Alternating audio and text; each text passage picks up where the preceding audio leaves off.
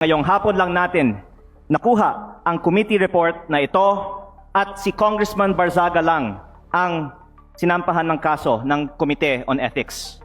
Ang boto ko ay no, lalo na dahil inuuna natin ang kaso niya kaysa sa mga mas seryosong isyong kinakaharap ng isa sa mga kasamahan natin. Isang kapwa kong Batanggenyo na nandito ngayon na bumoto sa kaso ni Congressman Barzaga. Hindi ba nakakahiya maging miyembro ng Kongreso dahil parang naging normal na meron tayong isang kasamahan na inakusahan na nagbayad para sa mahigit 100 billion pesos ng mga kontrata sa DPWH?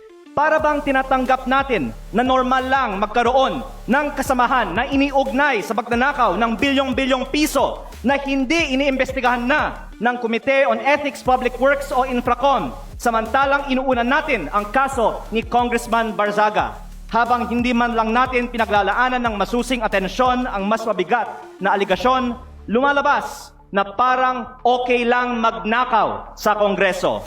Nakatala na sa kasaysayan na sa gitna ng matinding kontrobersiya sa korupsyon, ito ang inuna ng Kongreso at parang lang walang mali sa ginagawa ng isa sa ating kasamahan at tayo mismo ay ngayon sumisira sa imahe ng Kongreso.